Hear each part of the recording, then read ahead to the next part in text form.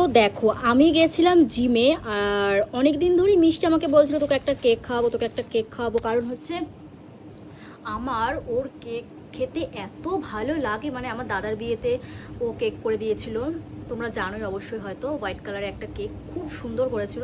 তারপরে আমার বোনুর একটা জন্মদিনে কেক করেছিল। আমি ওকে অনেক দিন ধরে বলছি যে ভাই আমাকে তুই একটা কেক করে দে, কেক করে দে, আমি খাবো। তো আমার জিমে যাওয়া হচ্ছে না, তো আজকে গেছিলাম। আজকে আমি ওর জন্য জিমে 1 ঘন্টা ধরে ওয়েট করে রয়েছি। তারপরে ও এসছে এই যে কেক নিয়ে, আমি এটাকে নিয়ে এসছি। তো এবার দেখি টেস্ট করে কেমন হয়। আমি খুলেও দেখিনি, আমি বলছি বাড়ি যাব, বাড়িকে আমি খুলে দেখবো।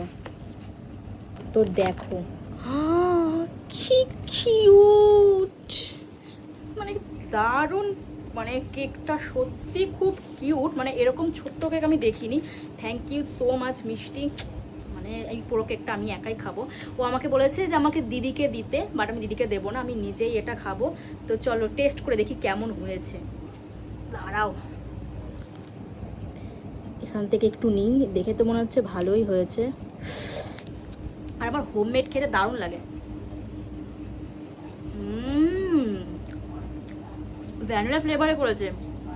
থ্যাংক ইউ সো মাচ মিষ্টি। আর তোমরা যারা যারা মিষ্টির কাছ থেকে আমার কেক নিতে চাও অবশ্যই আমাকে কমেন্ট করে জানাবে, তাহলে আমি কন্ট্যাক্ট নাম্বারটা দিয়ে দেবো। আমার সত্যি খুব ভালো হয়েছে ভাই, দারুণ হয়েছে।